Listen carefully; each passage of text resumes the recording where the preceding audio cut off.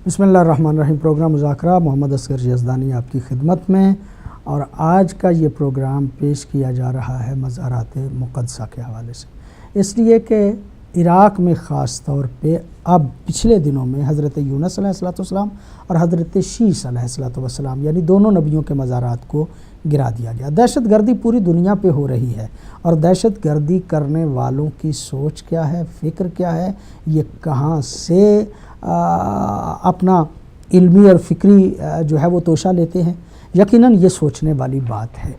इनको कौन तरबियत दे रहा है, कौन इनके पीछे है, मिल्लत इस्लामिया जो है वो किस हालात पे और किस नहज पे जा रही है। मैं समझता हूँ कि मिल्लत इस्लामिया के तमाम अफराद को सोचने की ज़रूरत है। सऊदी अरब जो है बड़ा खुल के इस वक्त इस तरह की तंजीमें जो हैं उनकी हिमायत कर रहा है, लेकिन इसे भी जो हुक्मरान हैं इन्हें भी पता चलेगा कि ये इक़्तिदार एक ऐसी चीज़ है कि जब ये झगड़ा हुआ था मामूर रशीद और उसके भाई के दरमियान, तो एक भाई ने दूसरे भाई को कत्ल कर दिया था। जब गिरफ़्तार किया था अमीन को मामू ने, तो अमीन ने अपने उस मामू के जो फ़ौज का सिपह सालार था उससे पूछा था कि चलो मैं हार तो गया, अब मुझे तुम गिरफ़्तार कर रहे हो, बताओ कि मेरा भाई मेरे साथ क्या सलूक करेगा। उसने कहा भाई है तुम्हारा तुम्हें माफ़ कर देगा। उसने कहा नहीं, अल मुल्क अकीमुन, ये इक़्तिदार जो है ये बाँझ होता है, इसकी कोई नस्ल नहीं होती, इसकी कोई रिश्तेदारी नहीं होती, इसका कोई जो है वो ताल्लुक़ नहीं होता। ये इक़्तिदार सिर्फ़ इक़्तिदार चाहता है। जिसके हाथ में इक़्तिदार आ जाए वो दूसरों की परवाह नहीं करता, वो सगे भाई को कत्ल कर देता है, वो बाप को कत्ल कर देता है। सऊदी अरब वालों को भी होश के नाखून लेना चाहिए। बदमाश जब पाले जाते हैं और उन पे जब वो बदमाश जो हैं वो पूरी तरह से क़ुव्वत व ताकत हासिल कर लेते हैं, तो ये तो दुनिया का तजर्बा है कि वही जो हैं वो फिर उन लोगों के ख़िलाफ़ भी हो जाते हैं कि जिन्होंने उनको पाला होता है। बिल आखिर ये सऊदी अरब के भी हक़ में नहीं जाएगा, ये सऊदी अरब के हुक्मरानों के ख़िलाफ़ जाएगा। सऊदी अरब के हुक्मरान भी ये जहन में रखें कि जिनकी वो तरबियत मुसलसल कर रहे हैं, ये लोग उनके साथ कुछ अच्छा नहीं करेंगे। जब अबू बकर को हुकूमत बगदादी को मिलेगी, इस बगदादी को जो कि अबू बकर के नाम से याद किया जाता है, कितने प्यारे नाम इन्होंने कितने गलत मकासद के लिए इस्तेमाल कर रहे हैं, जब इन्हें हुकूमत जो है वो मिलेगी तो फिर ये क्या करेंगे तुम्हारे साथ, ये वक्त बताएगा। अभी तो तुम इनकी जो है वो हिमायत कर रहे हो और तुम इनके साथ जो है वो दे रहे हो इनको हर तरह का, और फिर इनकी कड़ियों को अगर देखा जाए तो वो कड़ियाँ जो हैं वो जाके मिलती हैं कभी जो है वो इसराइल के साथ और कभी किसी और के साथ। मैं समझता हूँ कि मिल्लत इस्लामिया को इस हवाले से सोचने की ज़रूरत है। जी किबला नजमुल हसन साहब, आप शायद एक नहीं, आप कोई हदीस जो है वो जी कुरान मजीद की आयत करीमा जो सूरा काफ की आयत नंबर 21 है, जिसमें फरमाया गया है इज़ यतनाज़ऊन बैनहुम अम्रहुम फ़क़ालू इब्नु अलैहिम बुनियानन रब्बुहुम अअलमु बिहिम क़ालल्लज़ीन ग़लबू अला अम्रिहिम लनत्तख़िज़न्ना अलैहिम मस्जिदा। जब ये लोग आपस में उनके बारे में झगड़ा कर रहे थे और ये तय कर रहे थे कि उनके गार पर एक इमारत बना दी जाए, खुदा उनके बारे में बेहतर जानते हैं, और जो लोग दूसरों की राय पर गालिब आए उन्होंने कहा हम इस पर मस्जिद बनाएंगे। तो ये दो आयतें रसूल करीम सल्लल्लाहु अलैहि वसल्लम से आज तक मुसलमानों की मुसलसल सीरत के पेश नज़र जो इन आसार की हिफाजत और कोशिश करते हैं ये रही है, और पैगम्बर इस्लाम सल्लल्लाहु अलैहि वसल्लम और उनके ख़ानदान और उनके असहाब की जो कब्रें थी महफूज थी। चूँकि ये आया करीमा जो है ये बता रही है कि लोग जो थे जो असहाब काफ की उस गार के करीब पहुँचे तो उन्होंने ये सोचा कि यहाँ पर कोई इमारत बना दी जाए, और दूसरे ग्रोह ने कहा कि नहीं यहाँ पर मस्जिद बना दी जाए।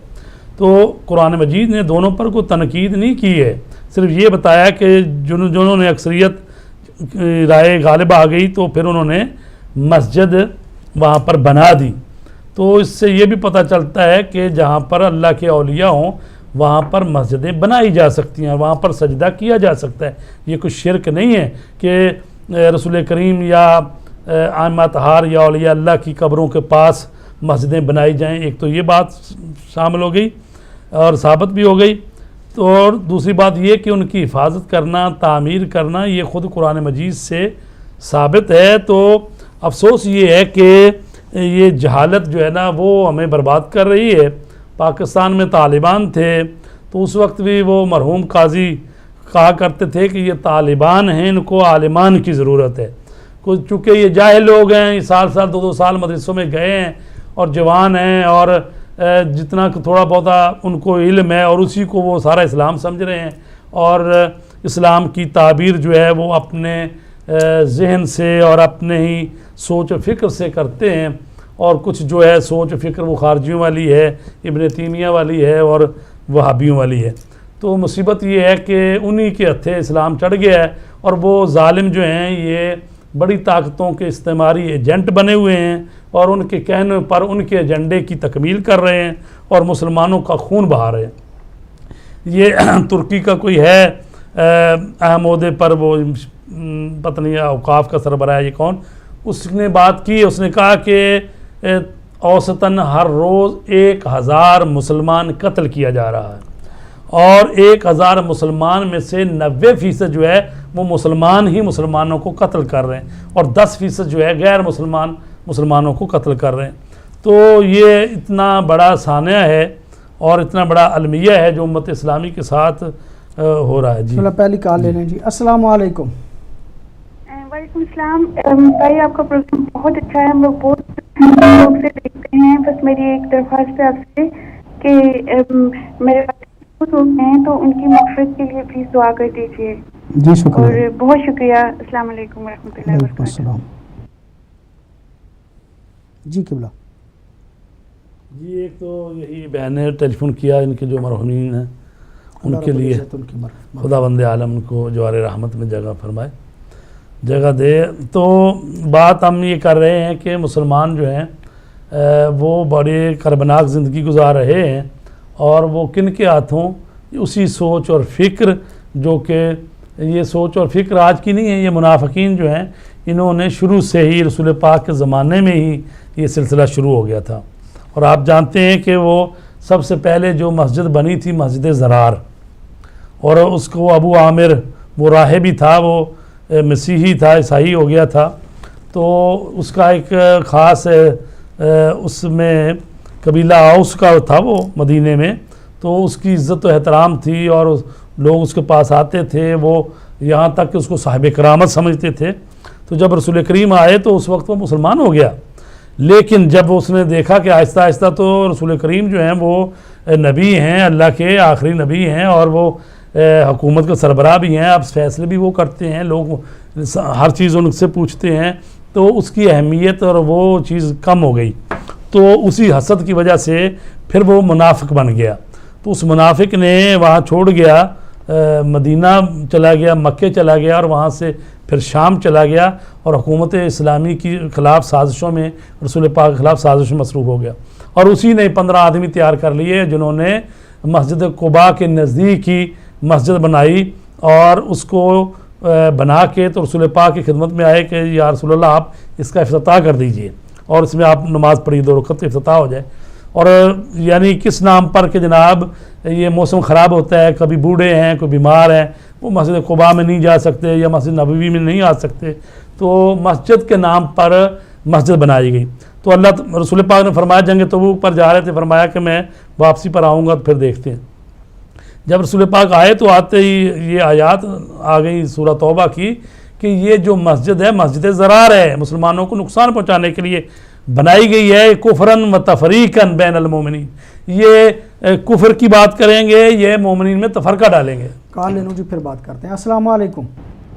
جی وعلیکم السلام۔ جی کون کہا سے؟ جی میں صرف ایک بات کہنا چاہتا ہوں کہ جو کچھ وہ کوئی عراق یا سیریا میں وہ کوئی نئی کوئی اسلامک برانچ نکلی ہے، آئی ایس، وہ جو مزارات یا وہ تباہ کر رہے ہیں، تو وہ سنی کا نام دے رہے ہیں اصل میں کہ وہ سنی ہے۔ میرا خیال ہے کوئی بھی سنی ایسی گستاخی نہیں کر سکتا کہ وہ صحابہ رسول یا کسی پیغمبر یا اہل بیت کے مزار کے بارے میں نقصان۔ یہ آپ ذرا سا اس پہ روشنی ڈالیں کہ کوئی سنی یہ سوچ بھی نہیں سکتا، اور یہ کون لوگ ہیں جو کہ سنی کا نام استعمال کے یہ چیزیں یوز کر رہے ہیں. فرسٹ آف آل تو ہم پہلے سب لوگ مسلمان ہیں, تو کوئی بھی مسلمان ایسی گستاخی نہیں کر سکتا کہ حضور صلی اللہ علیہ وسلم کی فیملی کا کوئی مزار ہو, یا کوئی اہل بیت ہو, یا صحابہ کرام ہوں, یا کسی نبی کے مزارات ہوں, کو ان کو اس کو نقصان پہنچانے کے. ایون میرا نہیں خیال کہ کسی کے بندے کے دماغ میں یہ اس کی ڈس رسپیکٹ اس کے دماغ میں آ بھی سکتی ہے,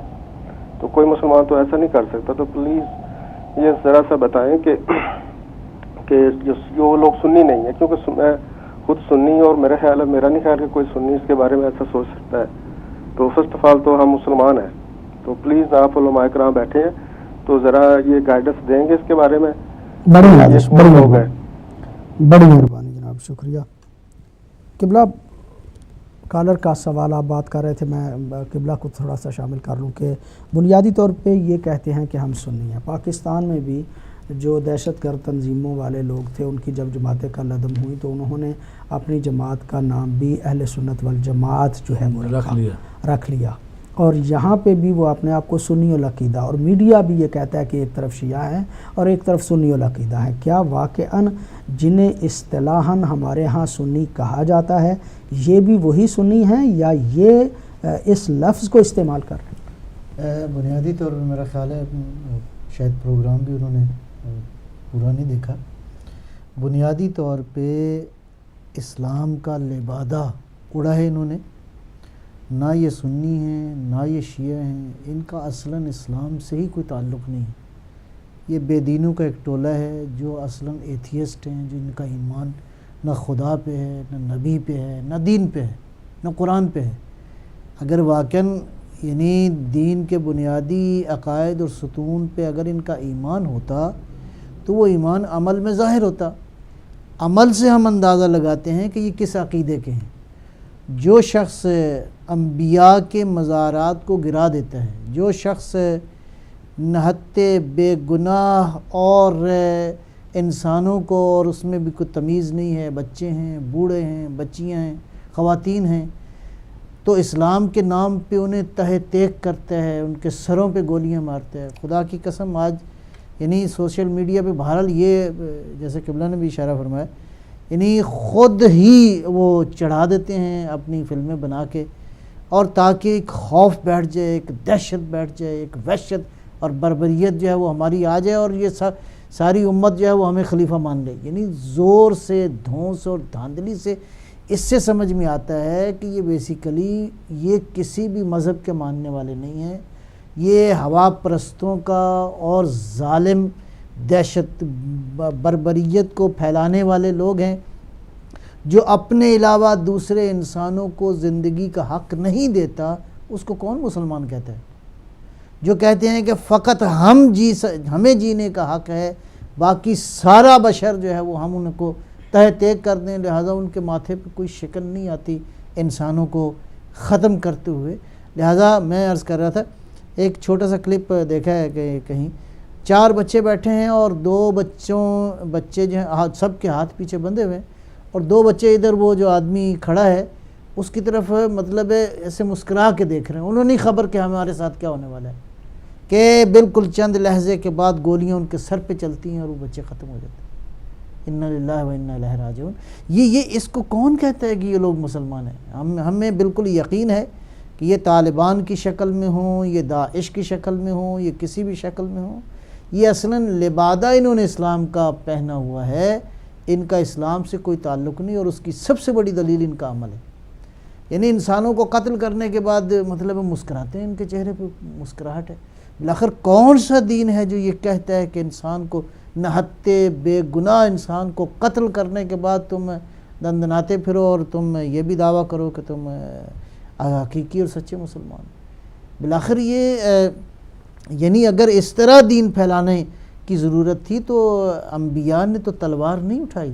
یہ حقیقی معنوں میں مسلمان نہیں ہے, لیکن قبلہ اگرچہ یہ حقیقی طور پہ مسلمان نہ بھی ہوں, ایک نام استعمال کیا جاتا ہے. دنیا پہ فکریں ہیں اس وقت, اسلام کی تعبیرات ہیں. اسلام کی تعبیرات ایک شیعہ تعبیر ہے, ایک تعبیر جو ہے وہ اہل سنت کی ہے. خاص طور پہ ہمارا جو پاکستان ہندوستان میں اہل سنت کا لفظ ہے اس میں عموماً وہ لوگ کہ جو مقلد سمجھے جاتے ہیں, اور ख़ास طور पे वहाँ पे जो हज़रत इमाम आज़म अबू हनीफ़ा के मानने वाले हैं या उनकी फ़िक़्ह पे अमल करते हैं, उमूमन वो जो हैं वो अपने आप को अहले सुन्नत जो है वो करार देते हैं। एक सोच वहाँ पे साथ वो है कि जो गैर मुक़ल्लिदीन की है, जो किसी की तकलीद नहीं करते, ना वो हज़रत इमाम आज़म को मानते हैं, ना वो हज़रत इमाम शाफ़ी को मानते हैं, ना हज़रत इमाम मालिक को मानते हैं, ना हज़रत इमाम हम्बल को मानते हैं, बल्कि वो अपने आप को गैर मुक़ल्लिद करार देते हैं। और वो गैर मुक़ल्लिद जो हैं उनकी और बरादरान में से भी एक वो तबका के जो फ़िक़्ह में तो हज़रत इमाम अबू हनीफ़ा की जो है वो तकलीद करते हैं, लेकिन नज़रियात उन अहले सुन्नत से उनके ज़रा जो है वो अहले हदीसों के साथ, गैर मुक़ल्लिदीन के साथ उनकी नज़रियात जो है वो ज़्यादा जो है वो चश्मा, चूँकि वहाँ पे भी दो जो है वो राय हैं। एक वो है कि जो मतलब अहले सुन्नत हैं और वो इमाम आज़म अबू हनीफ़ा जो हैं उनकी तकलीद करते हैं, और वहाँ पे हिंदुस्तान पाकिस्तान में देखा जाए तो उमूमन उनके लिए लफ्ज़ जो है वो बरेलवी का इस्तेमाल किया जाता है कि जो पीरों को, औलिया अल्लाह को मानने वाले हैं। एक तर्ज़ फ़िक्र ज़रा थोड़ा सा उनसे हट के है, वो भी अहले सुन्नत हैं और वो चले जाते हैं ज़रा अहले हदीसों की रुख पे, अक़ायद में, फ़िक्र में हज़रत इमाम आज़म पे। आप क्या समझते हैं कि ये इस वक्त जो पूरी दुनिया में तहरीकें चल रही हैं, वो किसी भी नाम से हो, तालिबान हो, दाइश हो या कोई और नाम हो, ये लोग वाक़अन मुसलमानों के किस तर्ज़ फ़िक्र पे जो है वो अमल करते हैं, और क्या मुसलमानों में एक तर्ज़ फ़िक्र जो है वो पहले से मौजूद नहीं है इसी किस्म का मुतशद्दिद? जी, मैंने शुरू में अर्ज़ किया था कि जो है ना कब्रों को गिराना, तवस्सुल का कायल न होना और तवस्सुल को शिरक समझना, या रसूलुल्लाह शिरक समझना, तो ये सारी फ़िक्र जो है इब्न तैमिया से शुरू हुई है। ठीक है, तो यानी इस्लाम 700 साल गुजर गया। और इब्न तैमिया के मेरा सवाल, इब्न तैमिया के इस वक्त हामी या उन नज़रियात को पूरी दुनिया में फैलाने के ज़िम्मेदार कौन है? उसको फैलाने के ज़िम्मेदार तो सऊदी अरब की हुकूमत है। ठीक है, और वो जो है ना सलफ़ी अपने आप को कहलाते हैं, वहाबी भी कहलाते हैं और अहले हदीस भी कहलाते हैं, और बाकी लोगों को काफिर कहते हैं। तकफीरी भी इसलिए उनको कहा जाता है। तो तकफीरी इसलिए कहा जाता है, दूसरों को ये काफिर करार देते हैं। लेकिन एक तो होती है वो फ़िक्र जो कि दीन की फ़िक्र है अकायद में, एक ये होता है कि जब कुव्वत और ताकत हासिल करना चाहते हैं तो वो कौन सा तरीका अपनाते हैं। तो वो भी तरीका, चूँकि ये जो तरीका जब हिजाज़ मुक़द्दस को अपने कंट्रोल में किया था सऊदियों ने, तो उन्होंने जो तरीका अपनाया था कि मक्के पे कब्ज़ा, मदीने पे कब्ज़ा, बेगुनाह लोगों का कत्ल, और ये सऊदी अरब की हुकूमत भी इस तरह से ही आई थी आज से 90 साल पहले तकरीबन। आप यहीं पे रुकिएगा, कॉल एक ले लीजिए। अस्सलाम वालेकुम। हेलो, वालेकुम अस्सलाम। आप तीनों उलमा को भी बहुत अदब से सलाम वालेकुम। वालेकुम अस्सलाम। मैं आयशा बात कर रही हूँ जर्मनी से। मेरे दो सवाल भी हैं। पहला सवाल तो ये है कि जो फ़िक़्ह जाफ़रिया में अहले तशय्युअ में जो नमाज का तरीका है वो मैं सीख रही हूँ आप पीछे चैनलों से, 2 चैनल से। वो एक तो 4 फ़र्ज़ पढ़े जाते हैं, वो तो मुझे समझ आ जाती है कि ये 4 फ़र्ज़ पढ़े जा रहे हैं, और फिर दोबारा से 4 पढ़े जाते हैं, वो सुन्नत है या मैंने ये भी सुना था इन्हीं चैनल से कि वो 2-2 करके, सुन्नत हमेशा 2-2 करके पढ़नी चाहिए। तो इसके बारे में बता दीजिएगा। और हम जो औरतें हैं, अगर घर में सिर्फ अपने घर वाले ही हैं, बच्चे हैं या शोहर है, तो हम काम काज के दौरान हमारी आदत है हम दुपट्टा उतार के साइड पे कर रख देते और वगैरह, और कहते हैं कि घरों में रहमत के फरिश्ते भी आते रहते हैं। और अगर औरत सिर्फ अपने महरमों के सामने है और सर पे दुपट्टा नहीं है, तो क्या उस घर पे रहमत के फरिश्ते आते हैं या नहीं? और एक छोटी सी बात में ये भी, गज़ा के जो मुसलमान हैं, जहाँ जहाँ भी मजलूम कत्ल हो रहे हैं, शहीद हो रहे हैं, बहुत अफसोस, हम औरतें कुछ नहीं कर सकती। यकीन जाने दिल इतना परेशान होता है। ये तमाम मुसलमान उम्मत पे ये आजमाई आई हुई है कि हम लोग क्या करते हैं, क्या कर रहे हैं। तो अल्लाह ताला उनकी मदद करे। और यकीन जाने ये तो फरीज़ा है ना हुकूमतों का, हुकूमत बंदे तैयार करे और अगर कोई ना उठे तो उन पे गुनाह आयद हो जाएगा। तो ये उनको चाहिए कि इंसान मतलब आप फौजें तैयार करें عام انسانوں کو دعوت دیں جہاد کی اور انہیں تیار کریں ان کی مدد کے لیے بھی, ان کے دفاع کے لیے بھی. تو ایک صرف عورت اگر گھر میں بیٹھ کے پریشان ہو رہی ہے کہ میں کیا کر سکتی ہوں, تو پھر وہ تو کچھ بھی نہیں کر سکتی. بڑی نوازش, بڑی مہربانی. اور دوسرا یہ کہ جہاں جہاں مسلمانوں یہ جو ان پہ ظلم ہو رہے ہیں, وہ نہتے جو قتل ہو رہے ہیں, یہ مطلب پتہ نہیں یہ جو قتل کرنے والے جو مظلوم جو ظلم کر رہے ہیں وہ انہوں نے ڈالر لے کے بکے ہوئے ہیں, اسلام کو بدنام کر رہے ہیں, اور یہ اسلام کے خلاف سازش ہو رہی ہے بہت بڑی ہر جگہ. ان کو انہی کے ملکوں میں بھی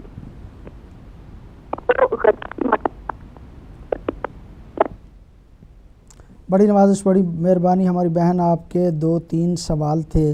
پہلے سوال کے حوالے سے تو میں ہی عرض کروں آپ کی خدمت میں کہ آپ نے ہمارے ٹی وی چینلوں پہ نماز کو باجماعت پڑھتے ہوئے دیکھا ہوگا.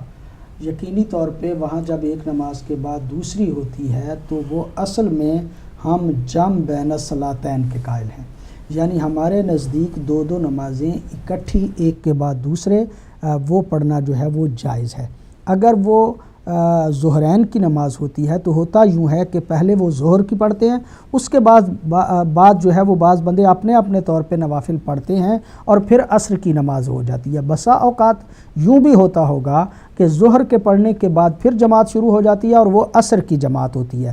وہ پڑھتے واجب ہی ہیں, 4 ظہر کے 4 عصر کے, لیکن وہ ظہر اور عصر کی نماز ہوتی ہے اور کچھ نہیں ہوتا. اسی طرح مغرب و عشاء کو بھی ہم ملا کے یعنی ایک کے بعد دوسری جو ہے ایک ہی وقت میں تھوڑا سا پہلے مغرب پڑھ لیتے ہیں پھر عشاء پڑھ لیتے ہیں. اگرچہ اس مسئلے پہ وضاحت جو ہے وہ کئی مرتبہ کی جا چکی, انشاءاللہ پھر بھی کسی وقت اس کو جو ہے اس پہ عرض کریں گے. بنیادی طور پہ ہم مغرب و عشاء میں بھی جمع بین الصلاتین کے قائل ہیں اور ظہر عصر میں بھی جمع بین الصلاتین کے قائل ہیں. اس لیے وہ دونوں نمازیں ایک کے بعد دوسری پڑھی جاتی ہے, اور آپ کو شاید احساس ہو رہا ہوگا کہ ایک تو جو ہے وہ پڑھ لی تو یہ بعد میں کیا ہے, وہ دونوں اصل میں نمازیں ہی جو ہیں وہ ظہر عصر اور مغرب و عشاء جو ہے وہ پڑھی جاتی ہے.